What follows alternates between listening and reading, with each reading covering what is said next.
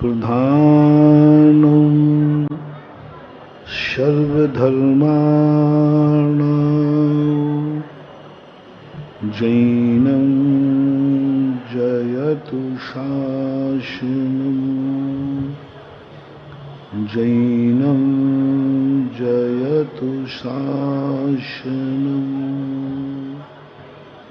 पंच परमेष्टि भगवान की आचार्य श्री गुरुवर कुंद कुंद महाराज की आचार्य श्री गुरुवर विद्या सागर महाराज की परम पूज्य निर्यापक शिव मुनि पुंगव सुधा सागर जी महाराज की जय हो। इस संपूर्ण सृष्टि में दो प्रकार की विचारधाराएं हैं। एक विचारधारा वह है जो ये संसार में रहना नहीं चाहती। एक विचारधारा वह है जो संसार में ही सुख खोजती है। पहली वाली विचारधारा को तो संसार में सुख है ही नहीं, वो निर्णय कर चुका है। दूसरी विचारधारा में लोग हैं कि नहीं, संसार का सुख भी सुख है और कुछ लोग ऐसे हैं संसार सुख ही सुख है। ऐसे लोगों के संबंध में धर्म क्या कहता है? पहले नंबर की अभी चर्चा नहीं कर चल रही है। अभी जो संसार में रह रहे हैं, संसार में जिनकी स्थिति है, जिनको अभी संसार में सुख नजर आ रहा है, अथवा यूं कहें जो इतने बीमार हैं कि बिना दवाई के नहीं रह सकते, उनको दवाई चाहिए ही चाहिए। तो बीमार व्यक्ति को दवाई की जरूरत पड़ेगी तो क्या धर्म दवाई भी देता है? धर्म निरोग करता है। धर्म एक ऐसा रास्ता बताता है जिसमें बीमारी आती ही नहीं, आती ही नहीं। जो कभी बीमार होते ही नहीं, उनको दवाई की जरूरत ही नहीं पड़ती। उनको पर की अधीनता स्वीकार नहीं करना पड़ती। ये तो सब आपने सुना है और है भी। लेकिन जो बीमार हो चुका है उसकी क्या व्यवस्था है? वो व्यवस्था तो समझ में आ गई। जिस धर्म की शरण में जाने वाला व्यक्ति ऐसी दशा को प्राप्त कर लेता है कि वो बीमार होता ही नहीं, उसे भूख लगती ही नहीं, प्यास लगती ही नहीं, 18 200 से रहित हो जाता है। वो तो बात सबने पढ़ ली, सबने जान ली। लेकिन दुनिया पूछती है क्या जो बीमार हो चुके हैं उनके लिए कोई दवाई की व्यवस्था धर्म में है? और सबसे ज्यादा आरोप जैन दर्शन पर लगाते हैं लोग। जैनी खुद कहते हैं कि धर्म में तो आत्मा की बात करो, परमात्मा की बात करो, मोक्ष की बात करो। हमारे घर गृहस्थी की, हमारी समस्याओं का समाधान जैन दर्शन के पास नहीं है। हम जिस समस्या में उलझे हैं उसकी क्या व्यवस्था है धर्म की? हमारी परिवार की समस्या है, हमारी जिंदगी की समस्या है, हमारे व्यापार की समस्या है, हमारे लिए न जाने कितनी समस्याएं हैं। इनका समाधान तो हमारे जैन दर्शन में है नहीं, ऐसी लोगों की धारणा है। उनकी ये बहुत बड़ी भूल है। जैन दर्शन में जितनी संसार की समस्याओं का समाधान है दुनिया में कहीं नहीं मिलेगा। हर समस्या, कैसी भी समस्या हो, हर समस्या का समाधान है। जैन दर्शन एक मल्टीपर्पस दर्शन है। बस इतना पूछता है तुम्हें क्या चाहिए। मौल है जैन दर्शन, मौल है। बस तुम तो बोलिए क्या चाहिए, आपको मिलेगा। जैन दर्शन बुद्ध स्थिति है, 7 स्टार स्थान है। जिस समय जब जो चाहो वो मिलेगा। मैंने और कहीं नहीं दिया। 7 स्टार होटल होता है ना तुम्हारा, वहां बताते हैं कि जो चाहो वो सब। तो हमारा जैन दर्शन होटल तुम्हारा 7 स्टार होगा तो हमारा 9 स्टार है। जो चाहो सब मिलता है। अब पर ध्यान रखना, जहां ऐसा होटल हो वहां कोई भी चीज मिलेगी। चाय भी मिलेगी तो सस्ती मिलेगी कि महंगी। अब तुम वहां कहो हमारे यहां तो छेदपाल के बाहर ठेला पे 5 रुपए में मिलती है और ये 500 रुपए में मिल रही। अब तुम क्या कहोगे, ये लूटमार है। लूटमार नहीं है ये, एक किमिक्षित चाय का पेमेंट है। तो वैसा पैसा खर्च होगा इच्छित। जैन दर्शन भी कहता तुम्हें जो कुछ चाहिए सब मिलेगा, कुछ भी कमी, जब मांगोगे मिलेगा। फीस लगेगी, उतना बड़ा तुम्हें त्याग करना पड़ेगा। मौल है, तुम जो मांगोगे वो मिलेगा। ऐसी संसार की कोई भी वस्तु नहीं है जिसको पाने का उपाय जैन दर्शन में न लिखा हो। सब लिखा हुआ है, बस उसको फॉलो करने वाली बात है, उसकी पूरी विधि अपनाने वाली बात है। बड़े बड़े लोगों ने धर्म से संसार बढ़ाया। धर्म से डाकू भी डाके में सफल हो जाता है। डाका डालने के लिए पुण्य चाहिए और पुण्य का दरवाजा धर्म ही है। पुण्य का दरवाजा धर्म ही है। धर्म के बिना तुम पाप भी नहीं कर पाओगे। पाप करने के लिए पुण्य चाहिए और पुण्य जब भी बनेगा मंदिर से ही बनेगा, धर्म से ही बनेगा, पूजा से ही बनेगा, इन शुभ क्रियाओं से बनेगा। मजदूरी धन मिलेगा तो मजदूरी से मिलेगा। तुम्हें क्या करना है वो तुम्हारे ऊपर रहेगा, लेकिन तुम्हें मजदूरी तो करनी पड़ेगी। धर्म तो तुम्हें करना ही पड़ेगा। धर्म करने के बाद जो पुण्य बनेगा वो तुम्हारी इच्छा के ऊपर आधारित है। रावण ने 3 खंड का राज मांगा, मिल गया। बिल कितने का बना? भाई तुम्हें इस समय ये चीज मिल गई, ये तो मौसम ही नहीं था। नहीं, मैं तो ये चीज अभी खा के आया, मौसम ही नहीं था। नहीं, मुझे तो मिल गया। बोले बिल कितने का था? तुमने ये तो देख लिया कि ये होटल बहुत अच्छा है, यहाँ जो मांगो मिलता है। थोड़ा बिल भी देख लो, बिल कितने का है। कुवत तुम्हारी। जैन दर्शन भी कहता है कि तुम्हें क्या चाहिए? बोले सोने का महल चाहिए। मिल जाएगा? मिल जाएगा, क्या बात करते हो?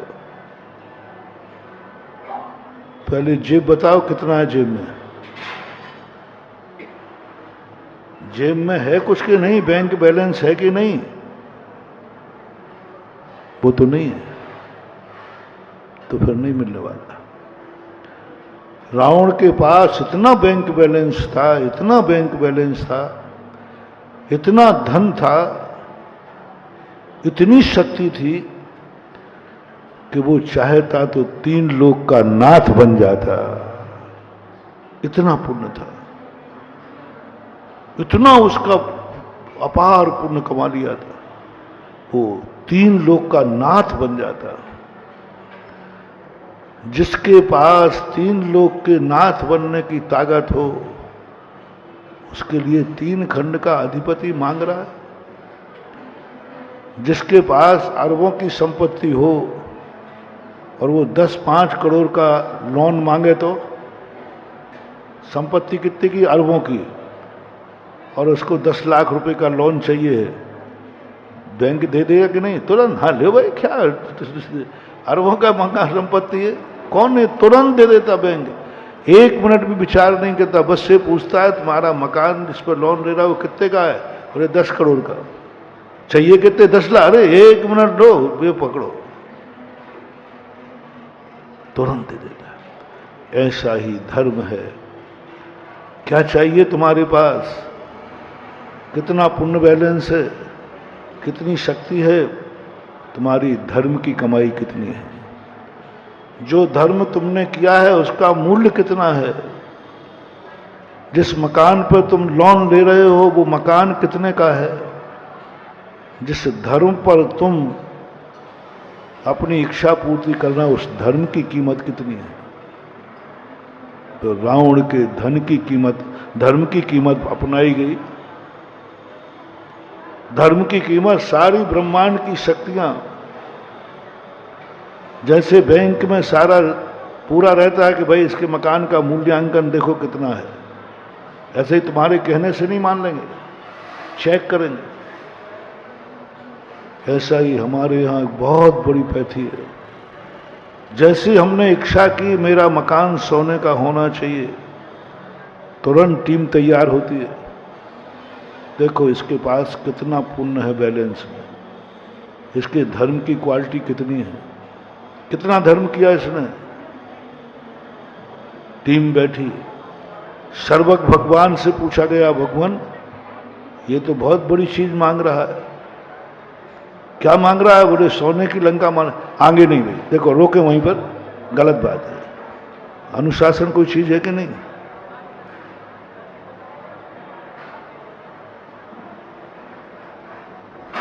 बंद कर दें।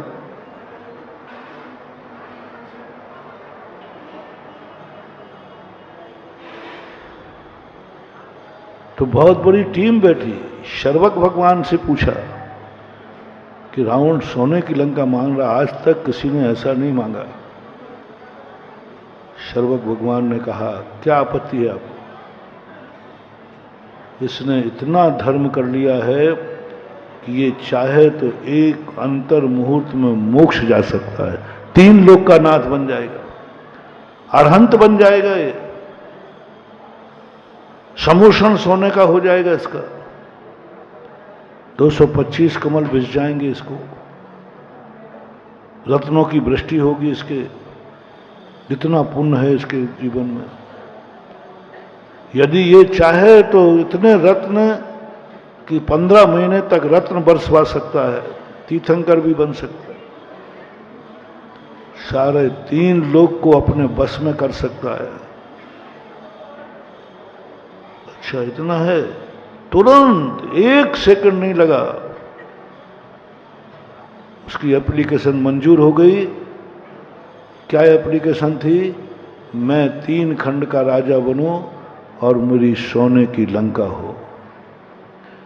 जिसके पुण्य में सोने का समोषण लिखा हो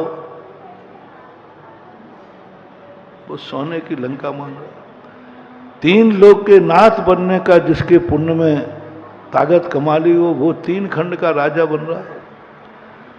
3 लोग जिसके चरणों में झुकने के लिए तैयार हैं, इतना पुण्य कमा लिया, वो मात्र 16,000 राजाओं को झुकाने की बात कर रहा है। 1 सेकंड नहीं लगा, तुरंत बिल पास हुआ, जाओ मिल जाएगा, मिल जाएगा। कितना बड़ा बिल भरा, कितना बड़ा पुण्य दाव पर लगा दिया। लोन वाले लोन ले तो लेते हैं, लेकिन चुकाने में रावण वो बिल नहीं चुका पाया, रिटर्न नहीं कर पाया। रावण ने 3 खंड का राज्य मांग लिया, कायदा से लोन वापस कर देता तो अरबों का मकान वापस, और नहीं चुका पाए तो लाखों में क्या चला गया? अरबों का माल। रावण नहीं चुका पाए। जितने महान यदि आसन भव होते, वो धन मिला होता इसने धन मांगा था। जब धन हम मांगते हैं उसमें हमारा अरबों की चीज लाखों में मिलती है और वो फिर कभी उठा नहीं पाता। चक्रवर्ती को चक्रपति पद मिला था, उसने अर्धचक्री पद मांगा था।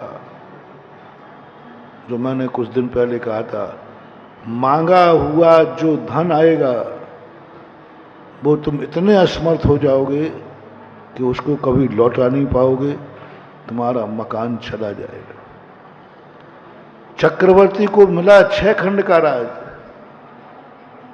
उसने मरने के पहले लौटा दिया। पुण्य चक्रवर्ती का भी था, राजा महाराजाओं के भी थे। उन्होंने कहा कि ये चक्रवर्ती पद जो मुझे मिला है, पुण्य के बदले मिला है, मरने के पहले ही उनने छोड़ दिया। ये पकड़ो आपका चक्रवर्ती पद। तुरंत वापस कर दिया, मरने के पहले वापस किया, जीते जी वापस किया, होश में वापस किया। मुझे नहीं चाहिए चक्रवर्ती पद का सुख, मैं इस सब को छोड़ता हूं। और कैसे छोड़ता हूं? कोटि 18 घोड़े छोड़े, 84 लाख हाथी इत्यादिक जड़ संपत्ति छोड़ी, जीर्ण तृण सम त्यागी। अब जैसे उसने वापस कर दिया, लौटा दिया, उसका मकान कुड़की नहीं हुआ, मकान बच गया। लोन वापस करने पर तुम्हारा अरबों का मकान बच जाएगा। लेकिन बहुत कम लोग होते हैं जो लोन ले लेते हैं लेकिन चुका नहीं पाते। रावण उसमें से एक था जो लोन तो ले लिया, चुका नहीं पाया। परिणाम ये हुआ कि त्रिलोकी नाथ बनने का पुण्य था, वो सब कुड़क हो गया और पूरा पुण्य झाड़ पहुंच के नाश होकर आज तीसरे नरक में पड़ा हुआ है। बोलो किसको क्या चाहिए? जी भर के मांग लो। बार बार के मांगने का झंझट छोड़ दो। भजन करते हैं आप लोग, जिसको जो चाहिए आज मांग लो, मांग लो, मिलेगा जब चाहोगे, जब। बस तुम्हारी पूंजी देखी जाएगी। क्या इस बिल चुकाने लायक तुम्हारी पूर्व की पूंजी है? यदि है तो मिल जाएगा। लेकिन मिलने के बाद सावधान रहना, लोन चुकाना भी है। जो जो चीज तुमने मांगी है, जो जो चीज पराई वस्तु अपन को मिली है, निश्चित समझना ये व्यवहार है, तुम्हें लौटाना पड़ेगा। लौटा पाओगे कि नहीं? लौटा पाओगे कि नहीं? छोड़ पाओगे कि नहीं? मांगने के पहले सोच लो, व्यवहार लगाने के पहले सोच लो, बैंक से लोन उठाने के पहले सोच लो। बैंक कितना बड़ा गिरवी रखेगा तब देगा? पहले तो निर्णय करो कि इतनी संपत्ति तुम्हारे पास है कि नहीं, बिल चुकाने को पैसा है कि नहीं, क्या तुम्हारा इतना पुण्य है? क्या इतना पुण्य लेकर तुम आए हो? हाँ, जैनी सबसे बड़ा पुण्य लेके आया। जैनी के बराबर किसी दुनिया में किसी का पुण्य नहीं होता। और सबसे बड़ा पुण्य तो इतनी पूंजी है तुम्हारे पास, जो यहां मेरा प्रवचन सुन रहे हैं, इससे बड़ा पुण्यात्मा कोई नहीं है। आगम पुण्य। आप कहोगे महाराज मेरे से बड़ा पुण्यात्मा कौन है? जब तुम अभिषेक कर रहे हो जगत के सबसे बड़े पुण्यात्मा, तुम अभिषेक शांति धारा कर रहे, जगत के सबसे बड़े पुण्यात्मा, तुम गुरु का प्रवचन सुन रहे, सबसे बड़े पुण्यात्मा, तुम माला फेर रहे, सबसे बड़े पुण्यात्मा, तुम पूजा कर रहे, सबसे बड़े पुण्यात्मा, तुम आहार दान दे रहे सबसे बड़े पुण्यात्मा, तुम तो सबसे बड़े पुण्यात्मा। हाँ महाराज बहुत पुण्य, इससे बड़ा पुण्य हो ही नहीं सकता। सबसे बड़ा पुण्य है। अब मांगो क्या मांगना। पहला फैसला करो कि हम दूसरे से कोई चीज मांगेंगे, इच्छानुसार मुझे मिल जाएगा, लेकिन तुम उसको लौटा पाओगे कि नहीं। बैंक जाओ या साहूकार के पास, जो मांगो वो तुम्हें देने को वो तैयार है, बशर्ते तुम्हारी पूंजी कितनी है। सेठ के पास जाओगे वो भी यही कहेगा, भाई पूंजी बता दे कितनी है, इस पे कितना रुपया मिलेगा। मिल जाएगा जो कहोगे। मैं तो धनी को बेटा साहूकार हूं। बैंक तो मात्र लोन, तुम्हारे पैसे रखने के लिए बैंक नहीं खोला जाता। तुम समझते हो कि हमारे पैसे रखने को नहीं, बैंक जो सरकार की नीति में आता है कमाने के लिए। सरकार एक कमाने के लिए बैंक खोलती है, सरकार का एक बिजनेस है। बैंक एक बहुत बड़ी कंपनी है। तुम लोग समझते हो हमारे लिए पैसा सुरक्षा करने के लिए नहीं, कमाने के लिए होता है। तुमसे पैसा लेता है अल्प ब्याज पर और देता है ज्यादा ब्याज पर। हो तो बैंक कमाने के लिए बनाया गया। बैंकों से देश को अरबों खरबों रुपए का प्रॉफिट है। खरबों लोन देते हैं, लोन का ब्याज आता है, नहीं चुका पाते तो कुड़की का पैसा आता है। कभी आज तक सरकार बैंकों की तरफ से घाटे में नहीं गई, जाएगी। वो तो उनका व्यापार है। आप आइए लोन लीजिए। बड़े बड़े आदमियों के पीछे बैंक के मैनेजर घूमते हैं, साहब मेरे यहां से लोन ले लो। आप घूमते हैं और एक घूम रहा है, साहब मुझे लोन दे दो। एक लोन मांग रहा है, साल भर हो गए, 2 साल हो गए, लोन पास नहीं हो रही, और वही बैंक का मैनेजर एक के पास घूम रहा है। आप तो बताओ साहब कितना चाहिए। जितना चाहिए उतना मिल जाएगा, ले तो लो। क्यों?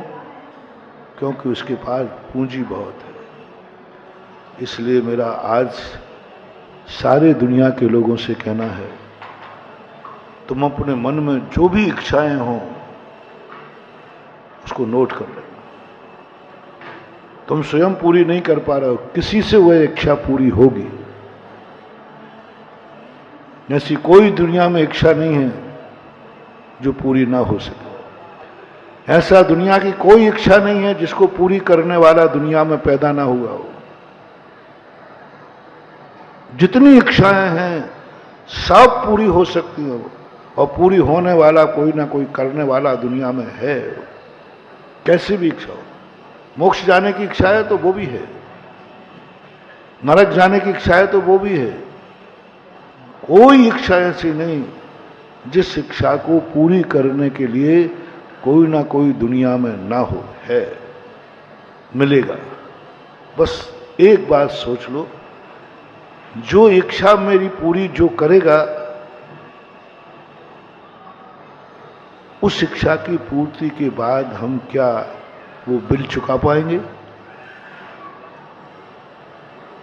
किसका मन नहीं करता कि मैं चाय 7 स्टॉल में पिए, फिर वो हाथ ठेला पे क्यों पी रहा है? बोलो आपकी इच्छा क्यों नहीं है कि नहीं? अरे महाराज है, ऐसी बात थोड़ी कि नहीं है। फिर वो हाथ ठेला पे क्यों पी लेते हो? महाराज वो 500 रुपये में है, ये 5 रुपये में है, 495 रुपया बचा रहा हूं। 495 रुपये की कुवत नहीं है। इसलिए आपसे मेरा कहना है, जो इच्छाएं तुम्हारी हैं वो पूरी हो जाएंगी, बस शर्त है आपके पास बिल चुकाने को पैसा है कि नहीं। देख लो, यदि नहीं हो तो महानुभाव मेरा आपसे बहुत करुणा करके निवेदन है कि हाथ ठेला पे ही पी लेना। और वो भी नहीं हो तो घर में बना के पी लेना। थोड़ा कष्ट होगा, थोड़ा टाइम लगेगा, बाद में बर्तन भी मांजना पड़ेंगे, लेकिन घर में बनाओगे तो 5 रुपया में 3 लोग पी लेंगे, 4 लोग पी लेंगे। अब देखना बिल बढ़ता जा रहा है। घर में बना करके उतने ही पैसे में कितने लोग पी लेंगे, उतने ही पैसे में कितने लोग भोजन कर लेंगे, उतने ही पैसे में, हाँ उतने ही पैसे में। और यदि तुमने घर के बाहर गए तो ठेला वाला भी तुम्हारा नौकर नहीं है, वो भी 2 रुपया कमाएगा। बढ़ गया ना भाई। कुवत देखो तुम मत दूसरे को देख के देखो क्या 7 स्टार गार्डन में पानी पी रहा है, बिस्लरी की बोतल ले गए। तुम देखो तुम्हारी कुवत क्या है। रस्सी बाल्टी उठाओ, गिलास उठाओ, नल में लगाओ, पी लो, चुपचाप पी लो। उधर देखो, इधर उधर मत देख, इधर उधर मत देख कौन कैसे पी रहा है, तू अपनी कुवत देख। जैन दर्शन, बस जो कल मैंने कहा था, जैन दर्शन सबसे पहले द्रव्य दृष्टि, दुनिया को मत देखो, तुम्हारी औकात क्या है। यदि तुम्हारा पुण्य हो, तुम्हारे मालूम हो कि नहीं महाराज मुझे पुण्य है, मैं लोन ले सकता हूं, बैंक दे देगा, पक्का है दे देगा। मैंने इतना धर्म किया है महाराज कि मेरी ये इच्छा जरूर पूरी होगी। मैं भगवान से मांगूंगा, भक्तांबर से, शांति धारा से, मेरी इच्छा पूरी होगी महाराज। मैंने पुण्य किया है, मैंने धर्मात्मा किया है, मैंने भक्तांबर पढ़ता हूं प्रतिदिन बेनागा। एक भी दिन नहीं गया 10 साल में, एक भी दिन नहीं गया जिस दिन अभिषेक नहीं किया हो। मेरा पुण्य है। तो दूसरा मोटिवेशन दे रहा हूं। पहला मोटिवेशन क्या है, तुम्हारे मन में जो इच्छाएं हैं, क्या इच्छाओं का हमारा पूर्ति करने में बिल चुकाने की कुवत है कि नहीं।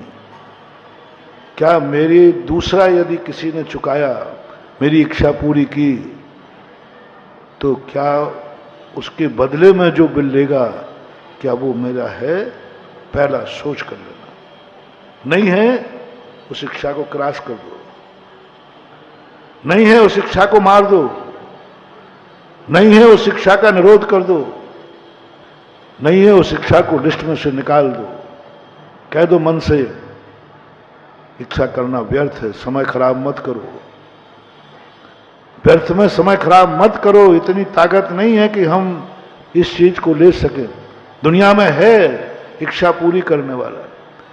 दूसरा मोटिवेशन आपको दे रहा हूं, क्या आप जो वस्तु उसके बदले दे रहे हो वो तुम्हारे पास है, तो क्या उसको वापस ले पाओगे। क्योंकि कम लोन कम मिल रहा है, मकान की कीमत ज्यादा है, तो क्या तुम लौटा पाओगे। लोन क्या लौटा दोगे, लोन क्या लौटा दोगे, मकान वापस ला पाओगे। सोच लो।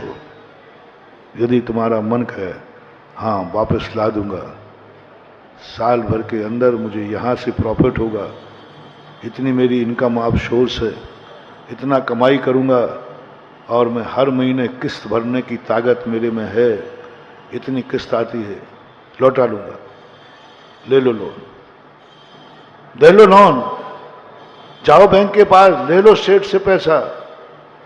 बस एक वचन देना पड़ेगा तुम्हें, मैं आशीर्वाद देता हूं, तुम्हें पैसा मिलेगा, मैं दिलवाऊंगा। बस तुम एक बता दो, लौटाने की ताकत है, वो हिसाब मुझे दे दो, कहां से चुकाओगे। बताओ किस्त कहां से चुकाओगे। मकान वापस आना चाहिए। आप हिसाब लगा लीजिए बैठकर शांति से।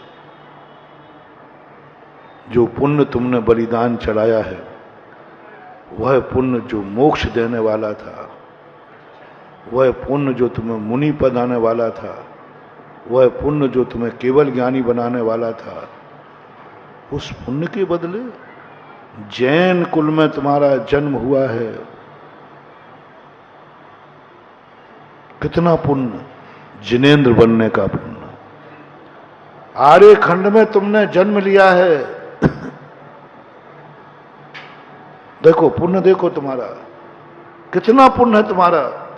आर्य खंड में तुम्हारा जन्म हुआ है भारत देश में, इसका अर्थ है कि तुम्हारा इतना बड़ा पुण्य है कि पंचम काल में तुम मुनि बन कर सकते हो।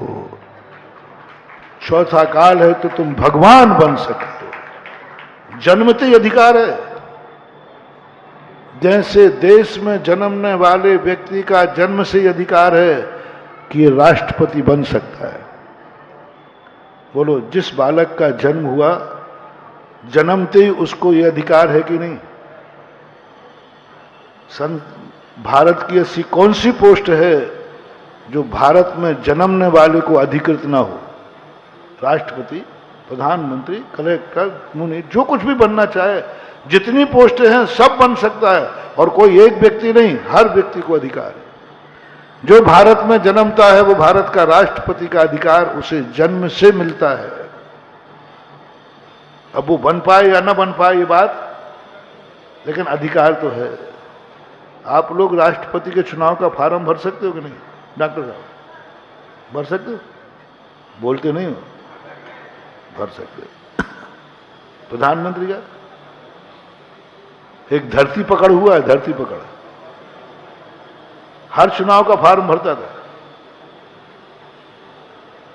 ललितपुर में जितने लोग हैं सब राष्ट्रपति का चुनाव का फॉर्म भर सकते, कोई आपत्ति नहीं। फॉर्म भरने की कोई मनाही। अब फॉर्म पास होगा कि नहीं होगा ये बात की बात है। फॉर्म भरने में कहीं दिक्कत नहीं है। ऐसा ही जैन दर्शन कहता है, जो जो भारत देश में मनुष्य बना है उसका इतना पुण्य है कि जन्मते ही वह भगवान बनने का अधिकार पाया है। यदि तेरे भगवान बनने का अधिकार नहीं होता तो तू भारत देश में जन्मता ही नहीं, मृक्ष खंड में जन्मता। मनुष्य भी बनता तो मृक्ष खंड का बनता, मनुष्य भी बनता तो भोग भूमि में बनता, मनुष्य भी बनता तो अमेरिका दुनिया में बनता।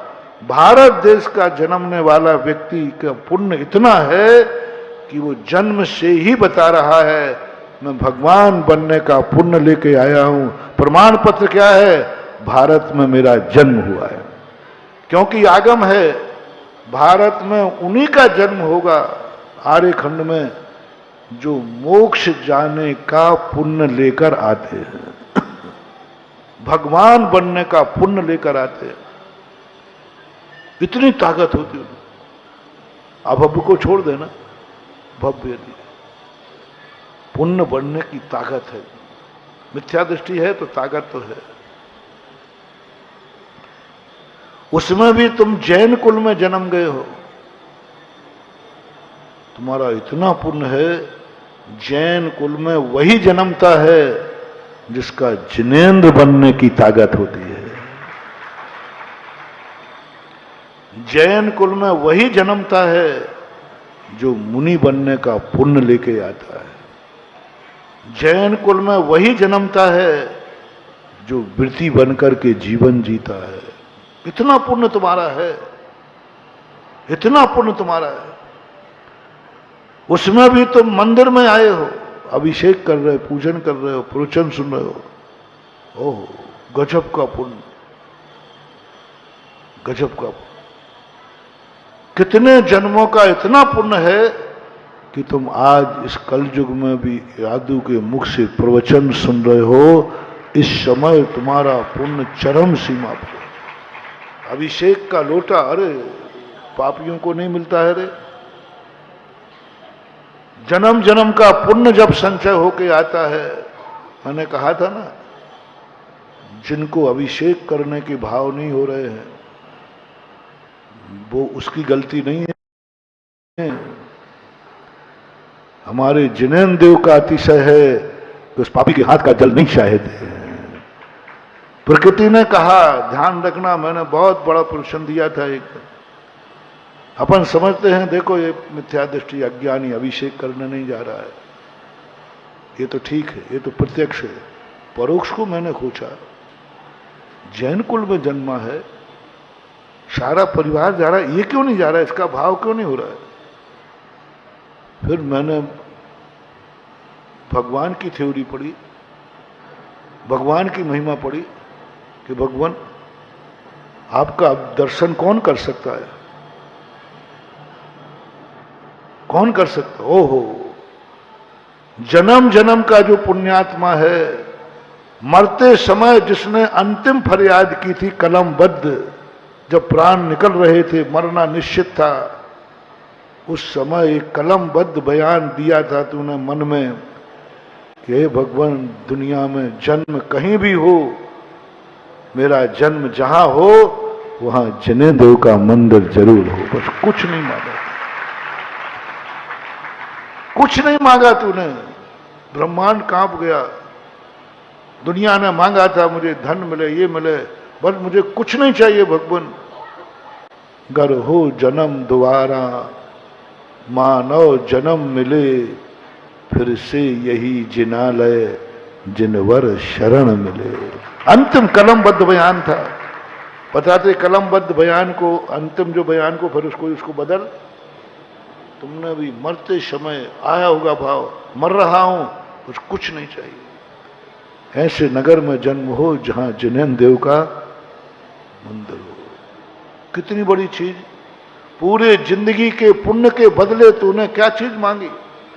मैंने जिंदगी में कोई पुण्य किया है, हे भगवान, मैंने तेरा दर्शन किया है, मैंने तेरा अभिषेक किया है, तेरी पूजा की है, मैंने तेरा भक्तांबर पढ़ा है, इसके बदले क्या क्या नहीं मिल सकता था। मुझे स्वर्ग मिले, मुझे धन मिले, मुझे दौलत मिले, तूने क्या मांगा। ये सारे पुण्य के बदले बस मुझे ये मिले कि उस नगर में मेरा जन्म हो जहां जिनेन्द्र देव का। कौन नहीं देगा। इसकी बदौलत है जो तुम्हारे लिए ललितपुर में जन्म हुआ, आर्यखंड में जन्म हुआ, जहां जिनेन्द्र देव का। कितने के बदले क्या मांगा। देव दर्शन। बस मुझे जिंदगी में कुछ नहीं चाहिए, मैं देव दर्शन का नियम लेता हूं। कभी भगवान से, कभी गुरु के सामने तुम कहो महाराज मुझे कुछ नहीं चाहिए, बस मुझे एक वरदान दे दो कि मेरा प्रतिदिन कभी देव दर्शन न छूटे। देव दर्शन नहीं छूटे, वो मुझे प्रतिदिन होना चाहिए। ऐसा पुण्य आपने मांगा। इतना पुण्यशाली जीव देव दर्शन कर सकेगा।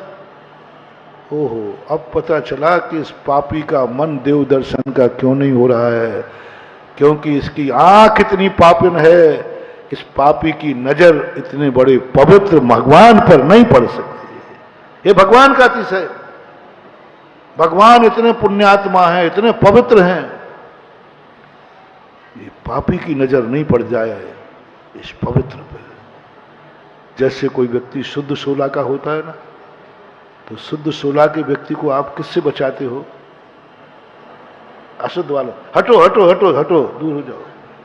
ऐसा ये कर्म कहता है, ये आंखों से भगवान को ना छू लेवे, क्योंकि इसकी आंख अपवित्र है और भगवान पवित्र है। नेत्र से छूना भी, नेत्र से न छू लेवे।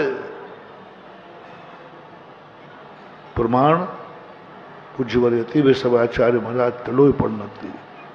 पूरे समोषण में अभव्य जा रहा है, 8 परकोटे पार कर गया। जैसे भगवान का दरवाजा आया, तैसे समोषण ने कहा ये पापी आ गया, ये अभव्य आ गया। ओहो, भगवान की पवित्रता, कहीं इसकी नजर भगवान पर नहीं पड़ जाए,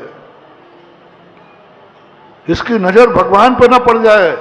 ऐसा तेज फेंका उसकी आंखों पर कि वो चकाचौंध हो गया। दोनों आंखें मलता हुआ लौट के भागा। अंधा हो गया। उसका अंधा होना किसका चमत्कार है? भगवान के तेज का। उसको नहीं होगा। इसलिए जब जब तुम्हारे घर में कोई, तुम्हारे नगर में कोई मंदिर के दर्शन करने नहीं आते, तो समझ लेना ये वो पापी है जिसका दर्शन भी भगवान नहीं देंगे। इसके भाव ही नहीं होंगे, इसके अभिषेक के भाव नहीं। कौन कर सकेगा अभिषेक? पूज्यवर जिनसेन स्वामी महापुराण, रविशरण आचार्य पद्म पुराण, हर व्यक्ति को भगवान का अभिषेक नसीब कौन करेगा? जन्म जन्म का पुण्यात्मा जिसने कभी नियम लिए होंगे कि हमें कुछ नहीं चाहिए, मैं भोजन जब ही करूंगा जब भगवान का अभिषेक कर लूंगा। उस पुण्य के संचय से तुम्हारा परिणाम अभिषेक करने मिलता है। साधारण मजाक है कि भगवान के ऊपर जल ढालना। भगवान की शक्ति, भगवान की पवित्रता कहती है ये जैन कुल में जन्म गया है, ये अभिषेक से जल अभिषेक कर ले गए, और इसके हाथ, इसका मन, इसकी जिंदगी इतनी पापिन है कि ये मेरे को नहीं छू सकता। इसके हाथ का जल मेरे ऊपर नहीं ढल सकता। क्या करें? रोके कैसे? क्योंकि सारा प्रमाण पत्र उसके बाद है, जैन है, जैन कुल में है, बाप बलि सब कुछ ही कर लेगा। तो ब्रह्मांड की शक्तियां कहती हैं यदि ये पापी ने अभिषेक कर लिया तो मूर्ति का अतिशय खत्म हो जाएगा, मूर्ति की प्रतिष्ठा नष्ट हो जाएगी, मूर्ति का सूर्य मंत्र नष्ट हो जाता है। यदि गलत व्यक्ति मूर्ति को छू ले, गलत व्यक्ति, चोर यदि मूर्ति को छू ले, मूर्ति की प्रतिष्ठा नष्ट हो जाती है, क्योंकि उसको मूर्ति ने, गलत आदमी ने छू लिया, गलत भावना से छू लिया। पुनः प्रतिष्ठा बताइए, पुनः प्रतिष्ठा होगी। प्रतिष्ठा उसी समय चोर ने मूर्ति को उठाया और उसकी प्रतिष्ठा खत्म हो जाती, अब पुनः प्रतिष्ठा होगी। मूर्ति यदि जमीन में गिर जाती है, जहां पैर रखते हो, पुनः प्रतिष्ठा है, पुनः प्रतिष्ठा। अब देखिए, एक पापी व्यक्ति ने छुआ और प्रतिष्ठा खत्म हो गई। इसलिए प्रकृति कहती है ये पापी यदि भगवान का अभिषेक कर लेगा, मूर्ति की प्रतिष्ठा खत्म हो जाएगी। क्या करें? कैसे करें? कानूनन इसको रोकने का किसी को अधिकार नहीं है, क्योंकि जैन कुल का बच्चा है, कौन रोकेगा? अब कर्म कहता है, तुरंत कर्म आदे आता है, इसकी बुद्धि भ्रष्ट करो, इसकी बुद्धि भ्रष्ट करो।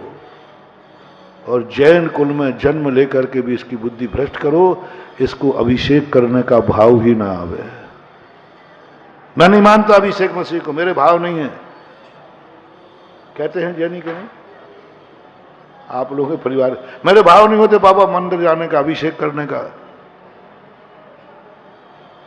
कई लोग कहते महाराज जी मेरा बेटा, मैं परम भगवान का भक्त, बिना अभिषेक के पानी नहीं पिया, और छोकरा क्या कह रहा है? मेरे भाव नहीं होते, मैं नहीं करूंगा अभिषेक। मैंने तुरंत सोचा बेटा तो ओरिजिनल है ना, और कैसी बात कर रहे हो? क्या पता भाई अस्पताल में प्लेट बदल गई हो तो हो सकता है, क्योंकि जैन कुल में जन्मा है, माँ बाप इतने धर्मात्मा हैं, तो ये कैसे हो गया? नहीं महाराज जी सब कुछ ओरिजिनल है, आप ऐसा लांछन मत लगाओ। बेटा तो हाँ, पूछने में कोई बुराई नहीं होती है, क्योंकि कई बार ऐसा देखा गया है। नकली बेटा भी प्लेट बदल जाए तो क्या करोगे बोलो? तद्भव मोक्षगामी प्रद्युम्न 16 साल तक नकली माता पिता को असली मानता रहा। हरिवंश पुराण 16 साल तक नकली माता पिता और उन्हीं को असली मानता रहा। तद्भव मोक्षगामी जीव। तो कोई भरोसा नहीं है रे कि तुम्हारा बेटा, तुम इतने संस्कार, हाँ महाराज खूब संस्कार दिए, सब कुछ किया, लेकिन वो तो कहता मेरे भाव नहीं होते, नहीं जाते, कुछ भी कर लो। मैंने कहा ऐसा क्यों? पहले तो मैं सोचता था कि कोई, अब आ गई, अब तो बहुत सोचने लगा। अरे मैंने कही घबरा मत रे, घबरा मत, ये उसकी गलती नहीं है, ये अंदर बैठे हुए अभिनंदन नाथ का चमत्कार है। ये इतने पावन और पाप पवित्र हैं कि तेरा बेटा इतना पापी है, इतना पापी है कि कर्म ने इसकी बुद्धि भ्रष्ट कर दी कि तू ऐसे बाप के पैदा होकर के तू अभिषेक कर लेगा तो मूर्ति की प्रतिष्ठा खत्म हो जाएगी, इसलिए कर्म ने इसकी बुद्धि भ्रष्ट कर दी है, इसको मत ज्यादा छेड़ो, मत ज्यादा छेड़ो, नहीं तो ये तुम्हारा सिर फोड़ देगा या स्वयं का फोड़ देगा, नहीं करने देगा कर्म, ये पापी को नहीं आने देना, इसकी बुद्धि भ्रष्ट करो। जिन जिन लोगों के अभी जैन कुल में जन्म लेकर के भी भगवान के दर्शन अभिषेक का भाव नहीं होता है, कान खोल के सुनो रे, ये इनके पाप कर्म का उदय है, जो जिनेंद्र ने इनकी बुद्धि को, कर्म ने इनकी बुद्धि को भ्रष्ट कर दिया है। नियम से मानो, कोई कारण नहीं, यही कारण, प्रमाण है हमारे पास अभव्य का, गृहीत मिथ्या दृष्टि का। मानस्तंभ के आगे एक मत के अनुसार मिथ्या दृष्टि आगे नहीं जाएगा, आंखों में चकाचौंध आ गया, भगवान पवित्र बैठा है, पापी को तुम पापिन आंखों से छुओगे, खत्म कर दो, कौन देगा? तो ये मानना चाहिए कि तुम्हारी जिंदगी में ऐसे अशुभ कर्म का उदय, लेकिन तुम बहुत बड़े पुण्यात्मा हो कि तुम भगवान का अभिषेक करके आ गए। तुम्हारी रुचि है कि नहीं? रुचि से किया है ना? हाँ किया रुचि। ओहो, भगवान ने तुम्हारा अभिषेक स्वीकार कर लिया। तुम कितने पावन हो, कितना पुण्य है कि तुम भगवान का अभिषेक करके आए हो। उस समय तुम्हारा पुण्य चरम सीमा पर है। दिगंबर जैन मुनि हर किसी से हार क्यों नहीं लेता? संसार में एक साधु है जो हर किसी से हार नहीं लेता। हर किसी के घर में आहार, संसार में तुम कहीं चले जाओ, भूख मिटाना है, कोई भी दे दो। कोई दुनिया के साधु नहीं पूछते कि तुम शाकाहारी हो कि मांसाहारी हो, तुम क्या हो, तुम तो लाओ।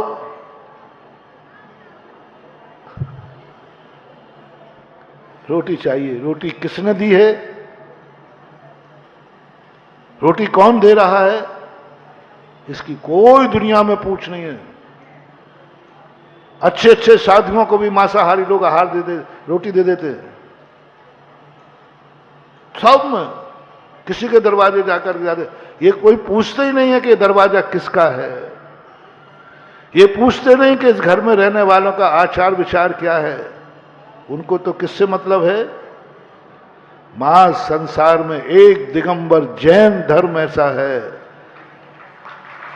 एक दिगंबर जैन साधु ऐसा है जो आहार लेने के लिए पूछता है किसके घर में जाऊं। शुकुल, शुकुल कौन है? शुकुल। और कुल में भी फिर पूछेंगे तुम्हारा पुण्य कितना है। हर किसी से नहीं लेते, हर किसी से नहीं लेते। जैनियों में से कितनों से नहीं लेते। रात में भोजन कर रहा है, शराब पी रहा है, गुटखा खा रहा है, XYZ, आहार नहीं लेंगे। क्यों?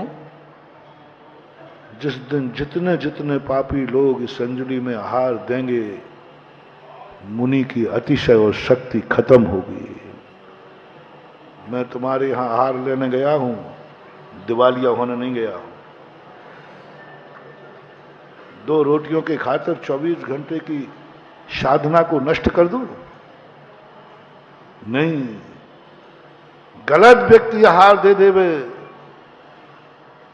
मुनिराज को फिर डबल साधना करना पड़ती है। पता चल जाए कि आज गलत व्यक्ति ने हार दे दिया, आज शराबी ने हार दे दिया, आज गुटखा खाने वाले ने हार दे दिया, रात्रि भोजन ने हार दे दिया, हमें अपनी पुनः साधना बढ़ाना पड़ेगी।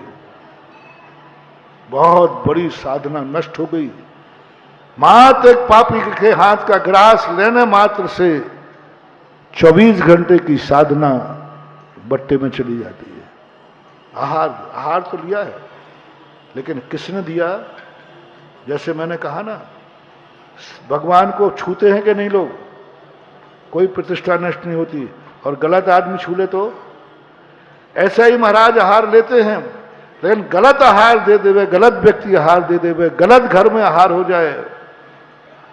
मात्र एक जैन दर्शन है जो आहार लेते समय, जैन शास्त्रों में सबसे ज्यादा आहारचर्या पर चर्चा है, चाहे श्रावक हो चाहे मुनि हो, सबसे ज्यादा आहार पर चर्चा है।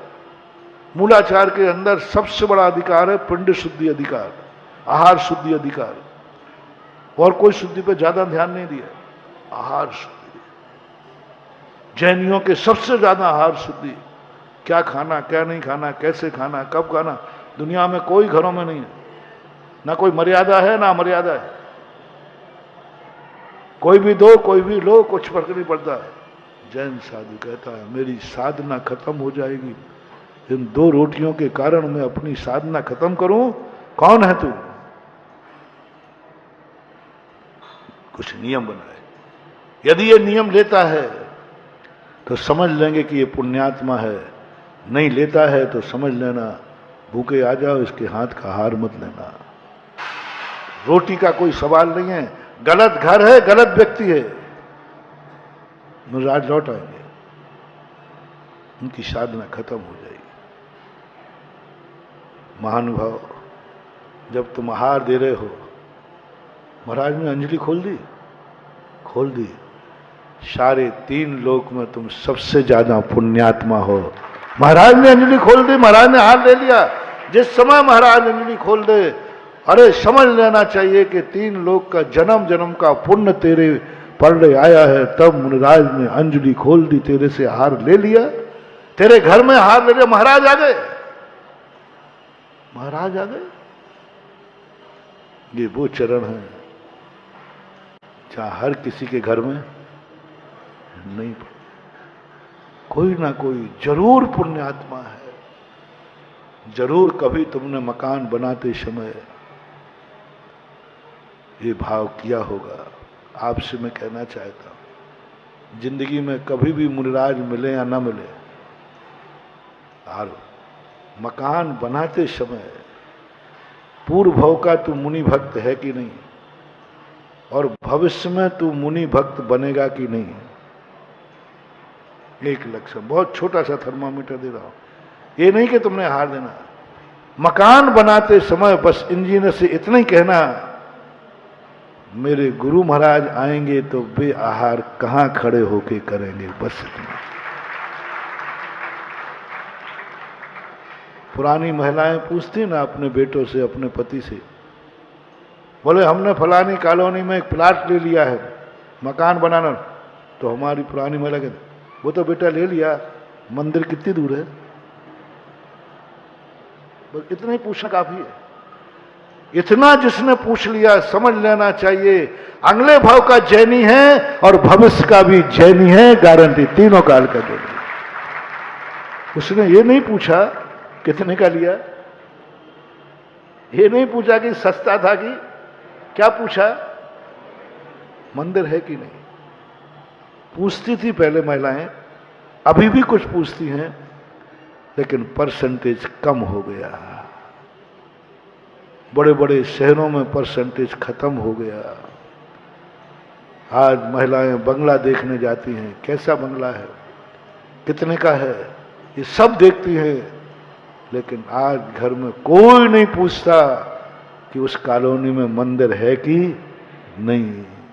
मत लो ले रोन, ये पुण्य मैं वापस नहीं ले पाऊंगा, जो मैंने मांगा है उसी में मैं इतना लिप्त हो जाऊंगा, इतना लिप्त हो जाऊंगा कि मैं ये पुण्य वापस नहीं ले पाऊंगा। बंदूक कुड़की हो जाएगी, रावण की कुड़की हो गई। रावण ने 3 लोक का नाथ बनने का पुण्य था, उसके बदले 3 खंड का राजा बनना मांग लिया, लेकिन वो लॉन वापस नहीं कर पाया। जिंदगी के अंत में जाकर के लॉन में ही डूबा, 3 लोक के नाथ बनने का पुण्य सब जब्त हो गया। और भरत चक्रवर्ती का समय आपका हो गया, अपन फिर चर्चा करेंगे। अभी बहुत महत्वपूर्ण आज महानुभाव बात आई। लॉन में लगे हुए, लाइन में लगे हुए लोगों, ये 2 चीज़ों का जवाब खोलना, हिम्मत है क्या, और है तो पुनः लॉन चुकाने की हिम्मत है, अपनी गिरवी हुई रखी वस्तु वापस ला सकोगे या नहीं, आगे की बात बाद में